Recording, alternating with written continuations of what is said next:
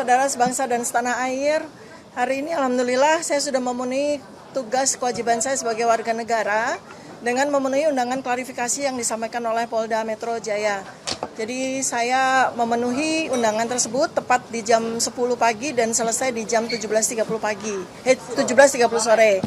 Nah, kemudian suasana yang tadi saya alami ini adalah sebuah pengalaman pertama dan mudah-mudahan terakhir bagi saya. Amin. Jadi kami bertanya jawab, saya memenuhi jawaban atas pertanyaan-pertanyaan yang disampaikan oleh para penyidik. Dan kemudian saya juga menyampaikan bahwa surat undangan klarifikasi ini adalah seharusnya sesuai dengan apa yang tertulis di dalam undangan klarifikasi, yaitu definitif disampaikan bahwa undangan klarifikasi ini adalah sesuai dengan peristiwa yang dilaporkan oleh pelapor yang terjadi di Jakarta Selatan tanggal 26 Maret 2025. Tetapi sayangnya saya berkali-kali minta klarifikasi, minta penjelasan tentang apa sebetulnya peristiwa yang terjadi di tanggal 26 Maret 2025 tersebut, sampai dengan terakhir saya tidak mendapatkan sebuah jawaban. Ya. Jadi 90% lebih, hampir 100% pertanyaan-pertanyaan yang disampaikan oleh penyidik sama sekali tidak ada kaitannya dengan peristiwa tanggal 26 Maret 2025 di Jakarta Selatan, ya. Dan karena itu saya juga menggunakan hak saya untuk tidak menjawab pertanyaan-pertanyaan yang tidak relevan dengan isi substansi dari undangan klarifikasi ini. Ya, tetapi saya tentu saja harus memberikan apresiasi yang jujur ya kepada Polda, anggota-anggotanya, memberikan saya akomodasi fasilitas pelayanan dan penerimaan dengan sangat baik, termasuk di awal saya sudah meminta bahwa saya bersedia sampai jam 17, ternyata alhamdulillah dipenuhi, sehingga semua pertanyaan bisa kita perlakukan dengan baik gitu ya, dan cukup ya, artinya pas sekali waktunya. Nah, jadi itu yang barangkali mungkin bisa saya sampaikan. Jadi kembali lagi bahwa saya tegaskan bahwa pertanyaan yang diberikan pada saat klarifikasi tadi sama sekali tidak ada yang relevan dengan substansi dari surat undangan ini.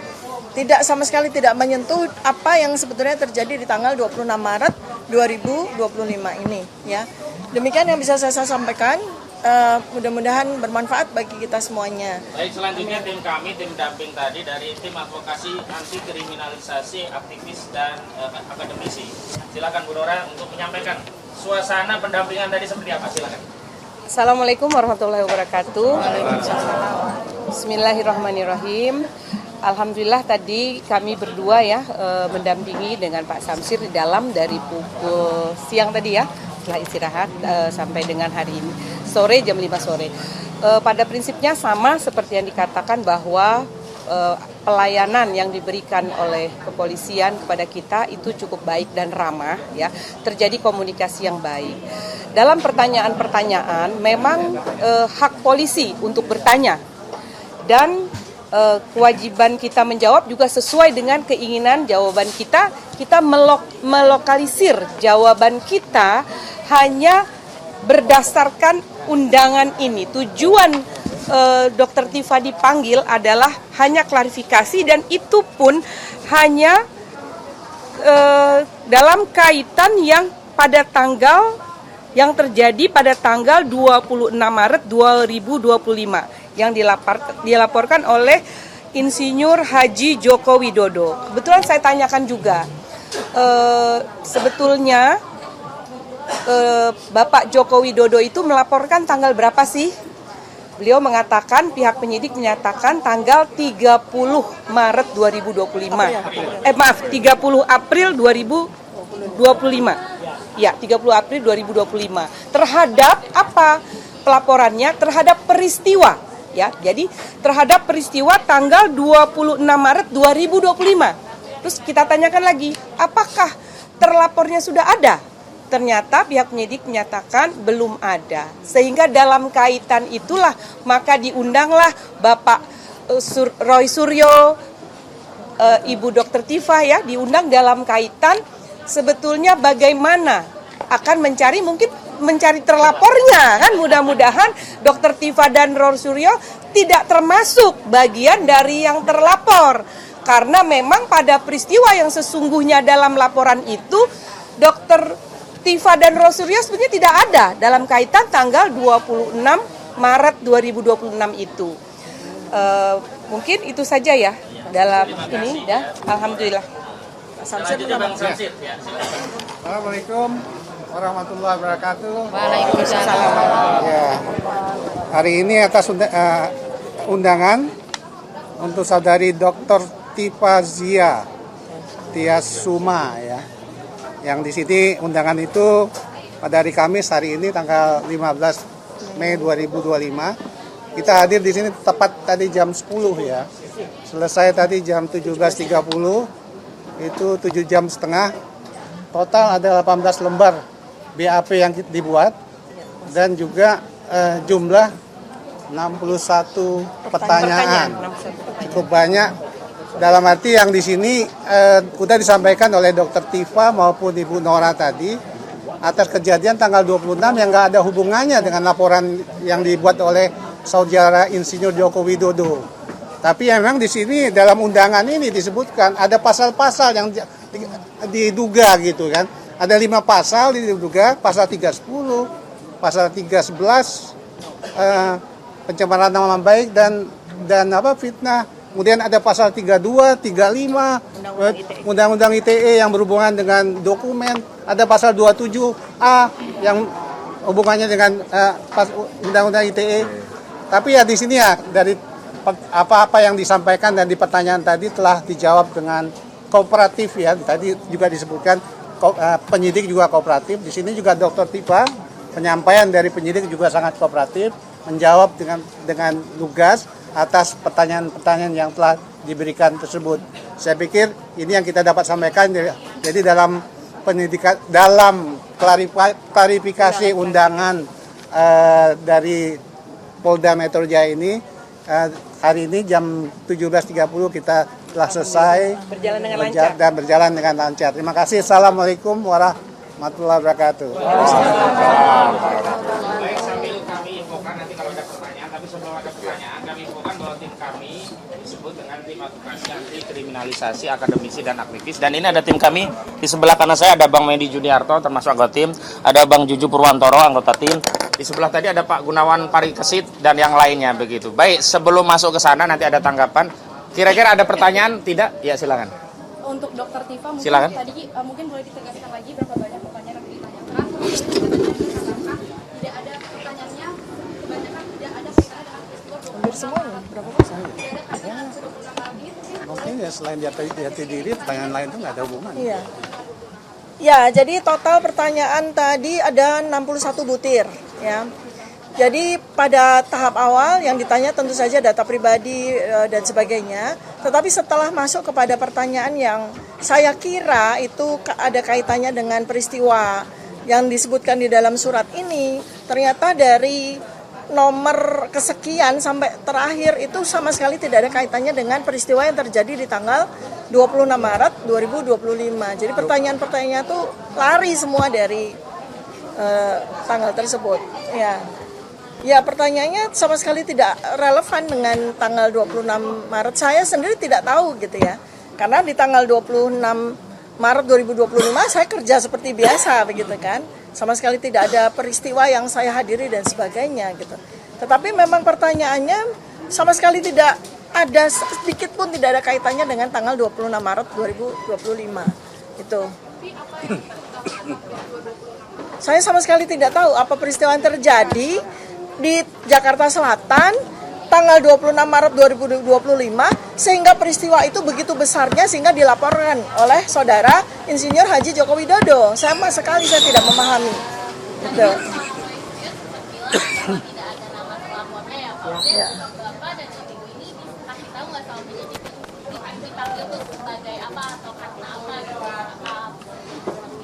Oh ya.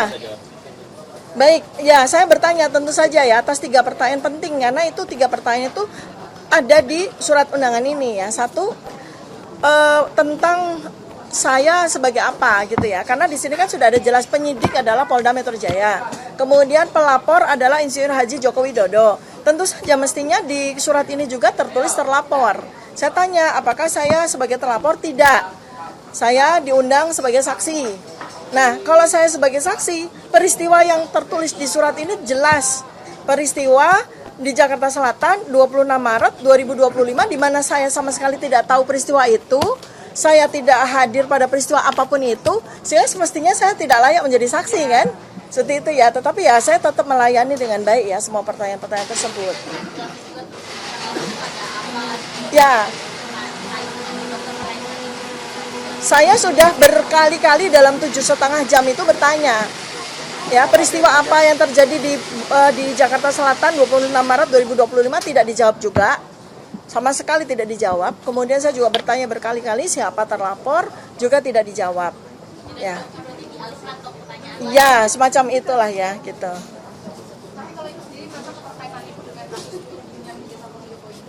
Ya saya merasa tidak ada kaitannya ya. Artinya kalau ini berkaitan dengan pasal-pasal ini ya tentu saja tidak ada kaitannya sama sekali gitu.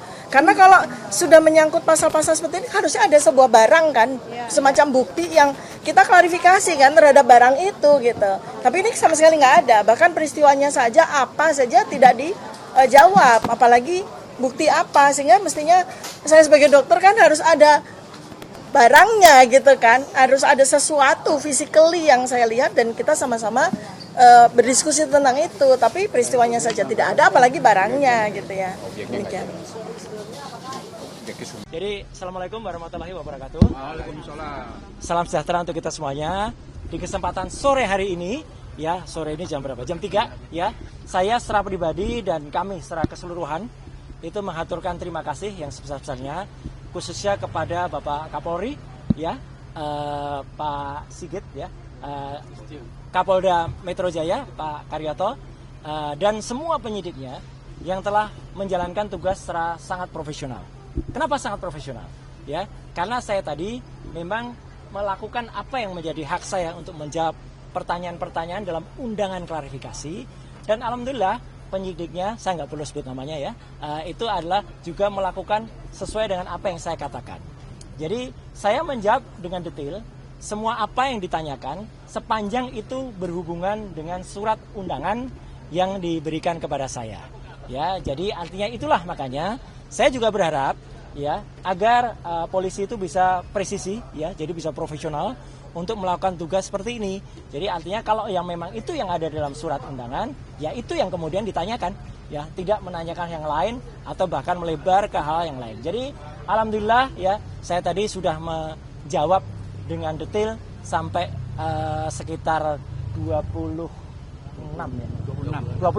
pertanyaan ya dengan jumlah halaman sekitar 22 lebih ya. Dan saya juga menyampaikan jawaban saya atas pertanyaan-pertanyaan pada laporan. Dan saya juga saya tadi juga sampaikan dalam jawaban ya, saya harap tugas profesional polisi itu persis sama yang dilakukan terhadap saudara pelapor ya. Pelapor itu melaporkan belum ada yang terlapor gitu. Jadi melaporkan atau membuat laporan ini pada tanggal 30 April 2025 dan langsung terbit hari itu juga ya surat perintah penyelidikan pada tanggal yang sama. Ini luar biasa.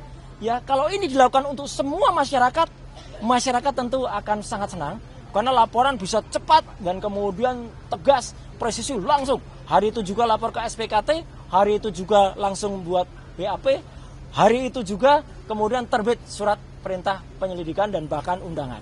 Ya, jadi saya harapkan sikap itu juga ada pada semua pelaporan yang ada. Jadi jangan bedakan masyarakat yang ada. Jadi kami ini juga dengan cepat juga diberikan undangan klarifikasi, tapi juga kami juga cepat juga bisa diselesaikan karena kita sama-sama insya Allah kita mengerti hukum.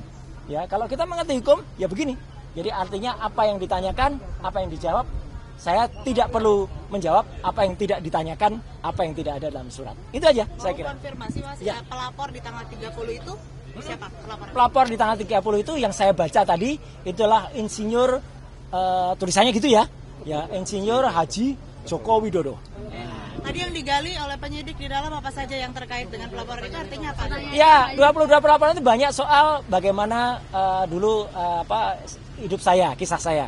Ya, saya SD, SMP, SMA, ada ijazah semua ya. Gitu. Ya, kemudian S1 UGM asli, S2 UGM asli, S3 UNJ asli, itu saja. Ada lah, jelaskan semua gitu. Dan kemudian apa profesi saya sekarang? Saya profesi sekarang sebagai konsultan telematika dan multimedia. Kemudian saya diminta menjelaskan apa itu telematika. Telematika adalah telekomunikasi, media dan informatika untuk bisa menganalisis.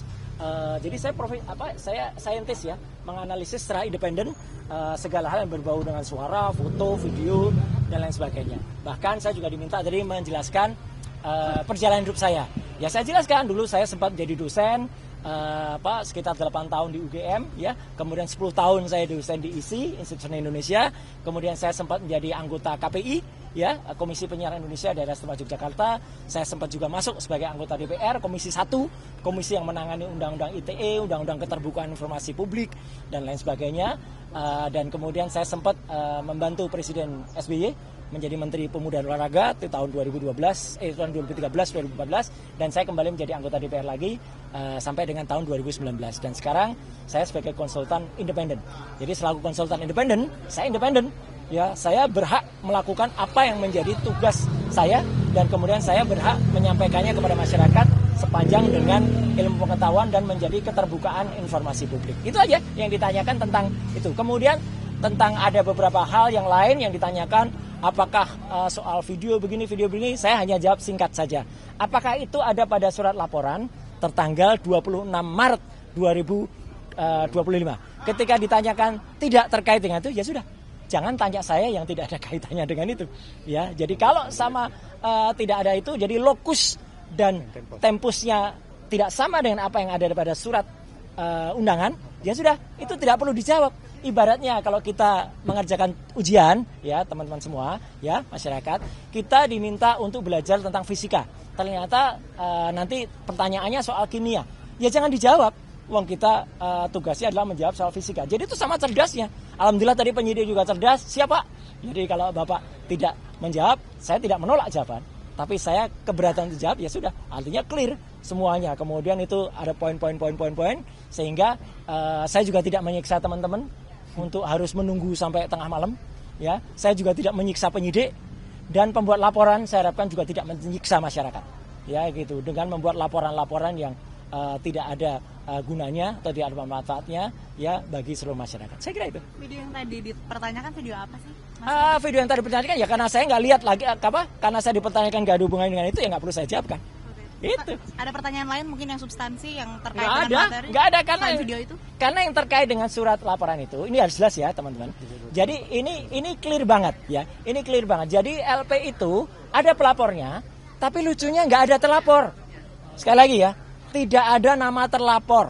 Jadi untuk para kuasa hukum yang kemarin sudah nyebut-nyebut nama, inisial dan sebagainya, hentikan tindakan-tindakan seperti itu. Itu tidak bagus ya untuk masyarakat. Karena ternyata tidak ada terlapornya. Jadi kalau tidak ada terlapornya saya nggak perlu jawab. Karena kalau saya menjawab, jangan-jangan saya nanti jadi saksi. Kalau jadi saksi dan saudara yang terlapor itu adalah saksi saudara saya, ya saya nggak boleh jadi saksi. Atau misalnya yang terlapor itu adalah untuk pribadi. Loh, saya malah nggak boleh lagi itu untuk menjawab seperti itu. Daripada itu mubazir, ya lebih baik dari awal saya tanyakan terlapornya mana. Ya, ketika tidak ada terlapornya, ya sudah, saya senyum saja. Penyidik juga ngerti. Ya Pak, nggak ada terlapornya, kita maksudnya. Nah, yang kedua adalah lokus dan tempusnya sudah jelas banget.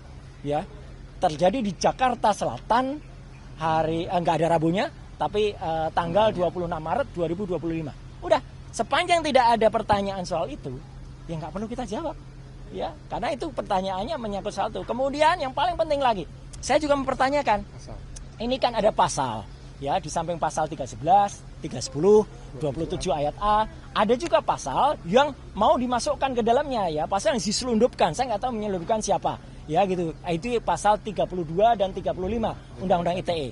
Kebetulan dulu saya ikut merancang Undang-Undang ITE bersama teman-teman yang lain.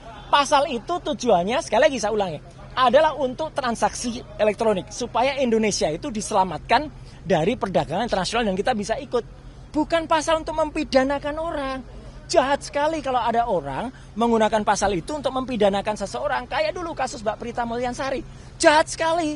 Ya, Omni Batavia waktu itu mempidanakan Mbak Prita gitu loh. Sama dengan ini. Karena pasal itu ancamannya sangat tinggi. Dan pasal itu misalnya, saya kasih contoh.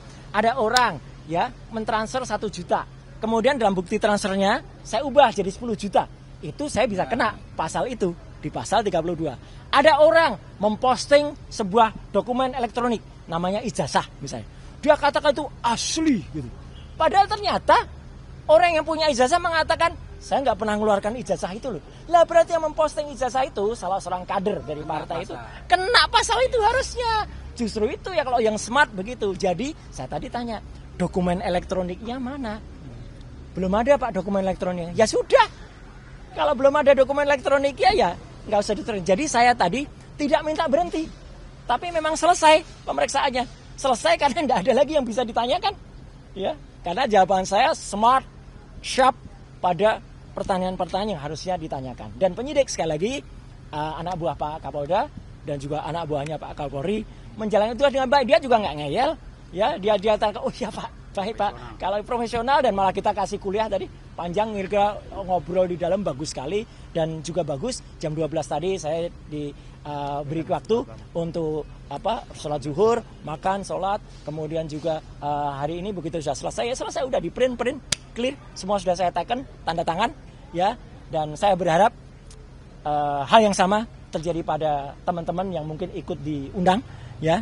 Saya harapkan mereka menjawab dengan sharp and clear and clean dan smart, gitu. Next agenda kira-kira ada di Belum ada. Karena selesai. Karena pemeriksaan saya selesai. Saya tidak minta berhenti atau dihentikan, tidak. Ya, Anda tahu teman-teman, saya alhamdulillah sehat walafiat, ya gitu jasmani, meskipun rohani saya tadi juga bilang di dalam. Saya rohani agak lihat ini apa ini pasal kok banyak sekali kayak gini. Ya, gitu. Jadi kita juga berhak menanyakan loh. Jadi teman-teman, kalau diundang itu jangan seperti tiba-tiba kita dituduh sesuatu yang enggak jelas pasalnya. Pasalnya kita pertanyakan. Kebetulan pasal-pasal itu saya ikut membuat dulu. Saya jelaskan ini loh maksudnya begini. Di naskah akademiknya ini loh. Jadi harus ngerti pasal itu. Bukan asal kemudian ada pasal ini dipakai untuk mempidanakan orang. Jangan sampai ya. Jangan kita malah justru memiliki mens rea atau niat kurang baik untuk mempidanakan orang.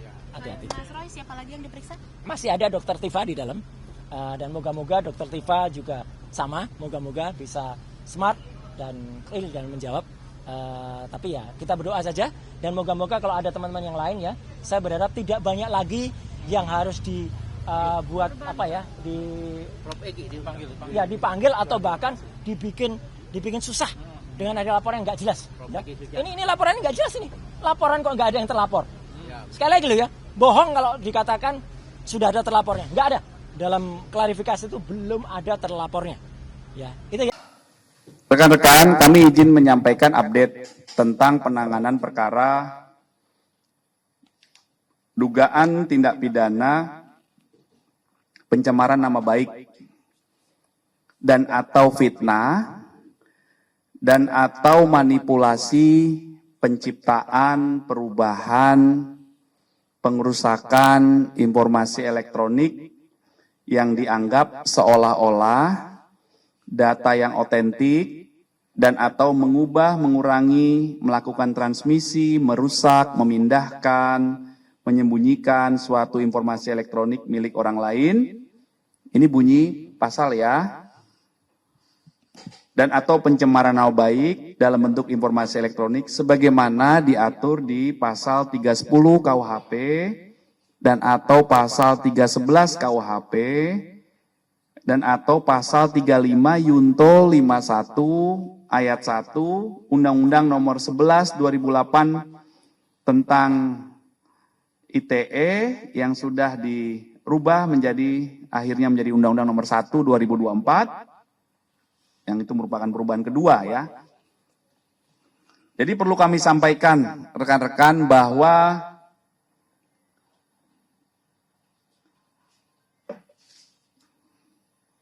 terlapor dalam kasus yang dilaporkannya adalah dalam penyelidikan. Kemudian pelapornya adalah saudara JW. Kemudian kronologis perkara yang dilaporkan, adalah pada tanggal 26 Maret 2025 di sekitar Karet Kuningan, Jakarta Selatan, pelapor selaku korban mulai mengetahui adanya video melalui media sosial berisi pernyataan fitnah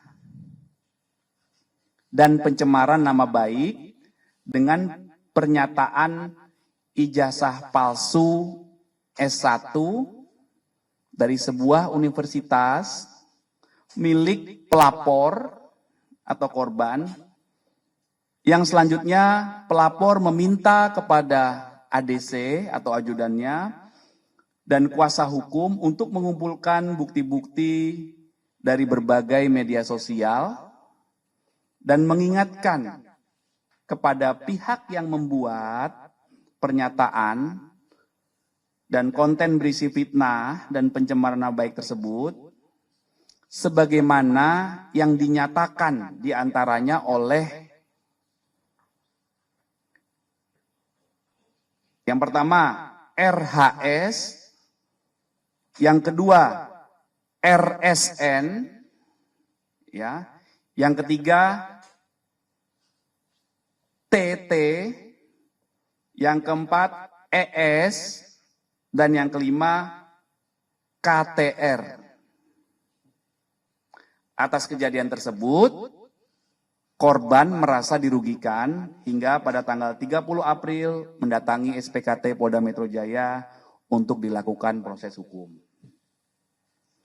Setelah menerima laporan ini, Polda Metro Jaya menindaklanjuti.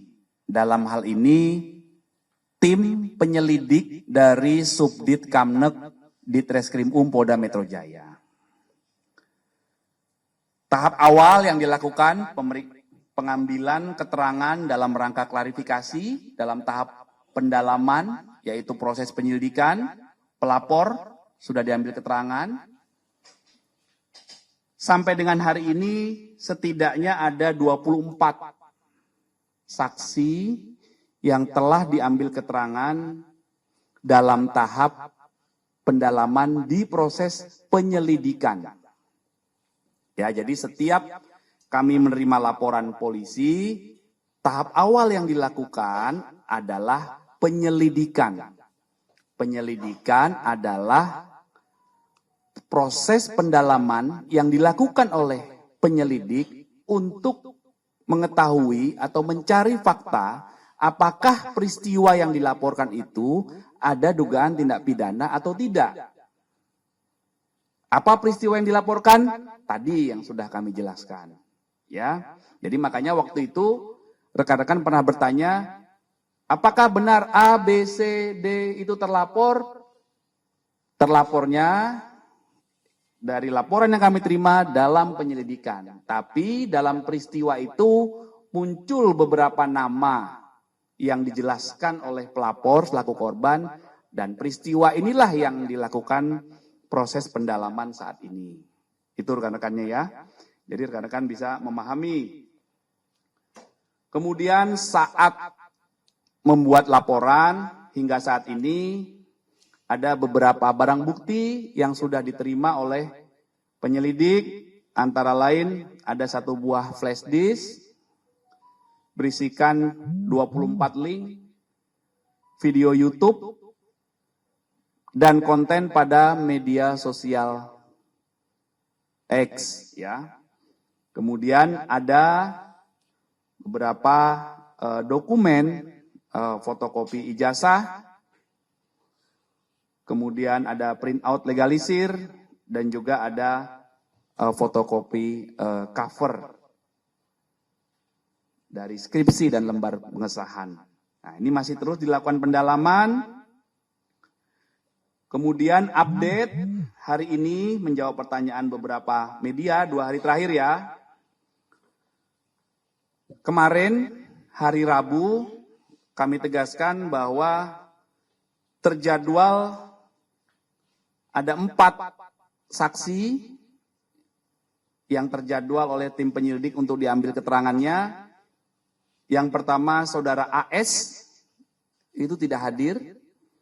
Yang kedua saudara RF itu hadir kemarin ya, hari Rabu. Kemudian saudara MBS itu hadir.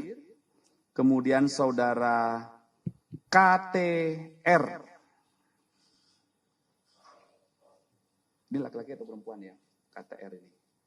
Atau KTR ya, saya tidak menjawabkan saudara, maaf. KTR ini hadir kemarin hari Rabu ya. Kemudian untuk hari ini, hari Kamis tanggal 15 Mei 2025, ada 2 saksi yang menjalankan proses klarifikasi, yaitu saksi saudara RS hadir, kemudian saksi saudara, maaf, yang kedua saksi TT ini hadir. Ya, kemudian untuk saksi RS dan ES tidak hadir. Ini yang dari tadi rekan-rekan bertanya, saudara RS tadi hadir, ya. Itu rekan-rekan update-nya, jadi mohon waktu, ini proses masih berjalan, ada update, nanti silakan kita komunikasi lebih lanjut ya. Oke.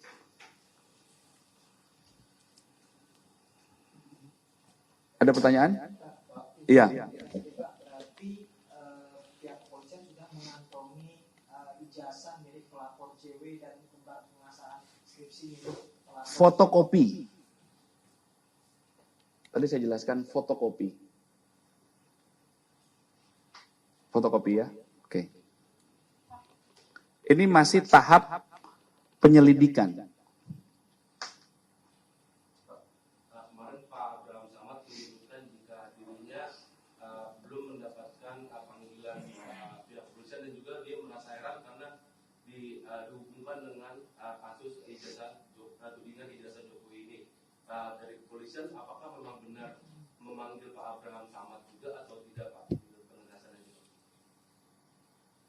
Bentar ya.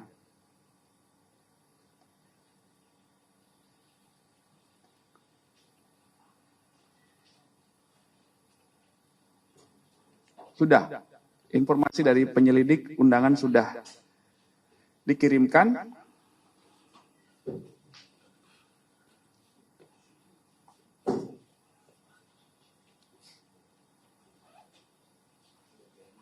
Saksi adalah orang berdasarkan fakta yang ditemukan oleh tim penyelidik. Jadi saat ini tahapnya namanya penyelidikan. Dan tahap penyelidikan ini penyelidik mengumpulkan fakta-fakta dari pelapor, dari korban, kemudian saksi-saksi yang dijelaskan oleh korban, kemudian dari peristiwa utuh muncul saksi-saksi. Jadi siapapun yang dipanggil saksi oleh tim penyelidik, maka pasti dibutuhkan keterangannya untuk membuat peristiwa ini menjadi utuh di tahap penyelidikan awal. Ya, sekali lagi penyelidikan adalah upaya penyelidik untuk mengumpulkan fakta untuk menentukan apakah peristiwa yang dilaporkan oleh korban ini ada tindak pidana atau tidak. Nah, itu tahap awalnya dulu. Ya, oke. Ya, Mbak. Tadi kan ada beberapa saksi nih yang tidak hadir atau mangkir. Apakah kemudian akan dijadwalkan ulang? Dan selanjutnya ini ada saksi lain juga yang akan dipanggil untuk pemeriksaan? Ya, nanti itu penyelidik yang menjadwalkan ya. Ada mekanisme pemanggilan lagi, penjadwalan ulang, ada salah satu saksi juga komunikasi dengan penyelidik, ada yang menyampaikan sakit, nanti disesuaikan lagi waktunya. Bisa dilakukan komunikasi ya. Ini ada dugaan saksi lain yang akan dipanggil juga atau dari nama-nama itu saja? Nanti kami pastikan ya. Oke. Kalau dari Polda sendiri akan seperti Barreskrim, kami kan tuduhan ijazah akan diperiksa juga keautentikan ijazah palsunya si pelapor.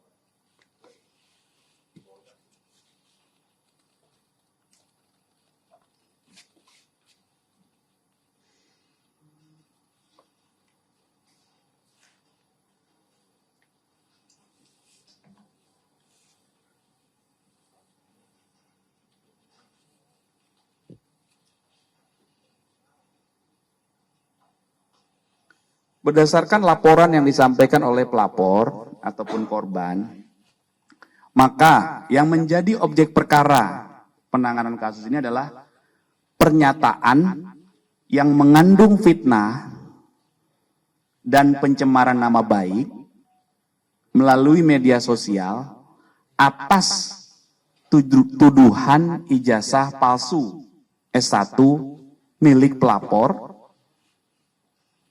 kemudian skripsi, berikut lembar pengesahan. Nah, inilah yang akan didalami ya. Tahapan-tahapan itu nanti akan dilakukan. Penyelidik juga akan berkomunikasi dan melakukan pendalaman terhadap beberapa ahli ya untuk pengambilan keterangan. Karena proses penyelidikan itu adalah tadi untuk membuat terang atau melengkapi fakta apakah peristiwa yang dilaporkan itu merupakan tindak pidana atau bukan. Yang kedua, itu adalah merupakan proses pengumpulan fakta-fakta, barang bukti, dan alat bukti. Ya, sehingga beberapa barang bukti nanti akan diuji, beberapa alat bukti dikumpulkan, makanya nanti membutuhkan keterangan beberapa ahli. Ya, tuh update-nya rekan-rekan. Izin Pak, ada beberapa pertanyaan. Yang pertama, ini kan tadi kan udah ada yang selesai diperiksa ya Pak. Nah, dan Bapak tadi menjelaskan kalau dalam laporannya itu memang disebutkannya terlapornya adalah dalam lidik ya Pak ya. Iya. Tapi kemudian ingin meminta penegasan aja, apakah nama-nama yang diperiksa hari ini itu keluar setelah ada dari pihak pelapor menyampaikan kalau mereka inilah yang terkait dengan yang peristiwa yang tadi disebutkan. Itu yang pertama. Yang kedua, saya jawab satu-satu. Iya. Jadi nama-nama ini muncul di kronologi perkara di laporan polisi yang dibuat oleh pelapor. Berarti udah disampaikan emang dari pelapor itu ngasih tahu mereka ini gitu ya Pak ya? Iya. Namun tidak menunjuk siapa terlapornya. Jadi paham ya? Jadi seperti gini analoginya. Korban kehilangan motor. Dia belum tahu siapa pencuri motornya. Tetapi dalam peristiwa kehilangan motor ini, ada orang-orang yang diduga mengetahui. Saya lagi makan bakso bersama ABC. Naik motor itu, begitu pulang motor saya hilang, jadi sehingga nama ABC ini saya sebutkan. Kira-kira seperti itulah. Ya. Walaupun ini saksi. Dan ini adalah orang-orang yang ada di konten. Ya, jadi tolong dicek lagi pernyataan saya tadi tentang kronologis perkara yang dilaporkan. Ya, bahwa berarti pelapor spesifik ada mention orang-orang ini gitu ya? Ada di laporannya. Tapi terlapornya tidak disebutkan siapa. Karena ini membutuhkan proses pembuktian. Ya, jadi ketika rekan-rekan bertanya, apakah terlapor, kapan terlapor? Ini bukan terlapor, gitu loh. Ini adalah saksi dalam sebuah peristiwa yang dilaporkan. Nah, ini juga harus dipahami oleh rekan-rekan. Pak, pertanyaan keduanya. Iya. Tadi sempat di-mention sama pihak yang sudah diperiksa, kalau surat panggilan dia itu spesifik terkait peristiwa di tanggal 26 Maret. Dan Bapak tadi mention peristiwa di 26 Maret itu ada kegiatan yang berisi memberikan fitnah dan segala macamnya. Iya. Nggak itu ngapain sih Pak di 26 Maret itu? Kan tadi sudah saya jelaskan ya kronologinya ya. Maksudnya apa pergumulan apa yang terjadi di situ gitu loh Pak yang dibahas gitu. Kenapa? Ya ini Soalnya si yang udah diperiksa ini bilangnya dia cuman ya nggak ada apa-apa, cuman ngumpul buka puasa bersama Pak kan gitu. Jadi sekali lagi ya, saya jelaskan ada sebuah peristiwa yang dilaporkan oleh pelapor. Apa peristiwanya? Yaitu tanggal 26 Maret di sekitar Karet Kuningan yang tadi itu. Nah, itulah yang didalami dari peristiwa yang disampaikan itu ada pidana atau tidak. Gitu. Itu yang didalami. Kayak mereka pamer apa ngasih tahu kalau oh ini jasa dia palsu gitu maksudnya Pak. Ini ya, pelapor atau korban mulai mengetahui adanya video di media sosial yang berisi pernyataan fitnah dan pencemaran nama baik dengan pernyataan ijazah palsu S1 milik korban. Selanjutnya korban meminta, ini kan kronologis, minta ADC dan kuasa hukum membuka bukti-bukti dan mengingatkan kepada pihak yang membuat, makanya dicatat ini, yang membuat pernyataan dan konten berisi fitnah dan pencemaran nama baik tersebut, sebagaimana yang dinyatakan di konten tersebut oleh saudara RHS. Itu loh, ini yang didalami peristiwa ini, yang dialami. Korban ini merasa dirugikan, kemudian menjelaskan peristiwa itu kepada penyelidik. Inilah yang didalami, diungkap faktanya. Ini seperti apa faktanya? Ada nggak dugaan tindak pidana di sini? Itu namanya tahap awal penyelidikan. Nanti faktanya apa? Ya itu tergantung dari pengumpulan fakta-fakta oleh tim penyelidik. Nah, jadi paham ya? Jadi itulah sebuah tahapan atau proses yang sedang kami lakukan.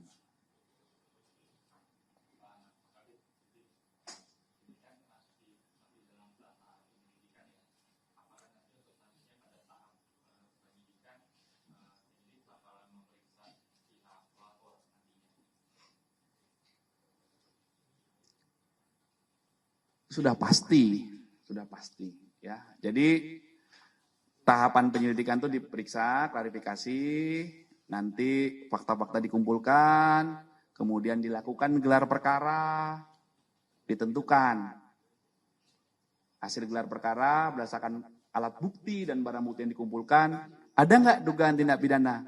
Kalau ada dugaan tindak pidana, ditingkatkan statusnya menjadi penyidikan. Setelah penyidikan, pelapor diperiksa lagi. Di BAP namanya. Diambil keterangan berita acara pemeriksaan sebagai saksi dalam tahap penyidikan. Diulangi lagi nanti semua saksi diperiksa lagi.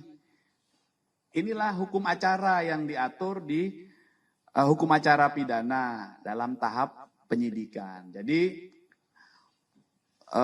penyelidikan dan penyidikan ini harus kami lakukan sesuai SOP secara proporsional dan profesional berdasarkan ketentuan yang berlaku dengan prinsip kehati-hatian. Itu ya, jadi selalu tahapannya akan begitu di semua laporan, Mas. Semua laporan akan begitu semua tahapannya, ya. Pak, berarti di tahap penyelidikan ini penyelidikan Jokowi bakal dipanggil lagi nggak, Pak? Kan dia kan bawa awal pas buat RP. Nanti penyelidik yang mempertimbangkan. Dia ada peluang ya? Penyelidik yang akan mempertimbangkan. Ya, berdasarkan fakta-fakta yang dikumpulkan. Ya, oke. Kalau dosen pembimbingnya Pak Jokowi bakal dipanggil nggak, Pak?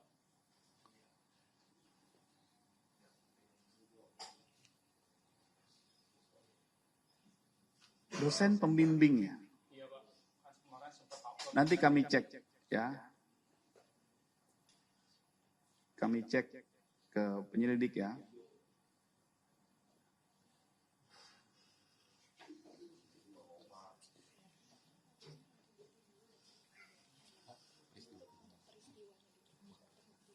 Oke? Jadi biar edukasi juga. Jadi pertanyaannya itu biar nyambung gitu loh. Jangan yang pertanyaan yang salah, yang jawab bingung nanti. Ya, oke? Tapi sejauh ini pertanyaannya keren-keren. Selalu menimbulkan angle baru. Keren.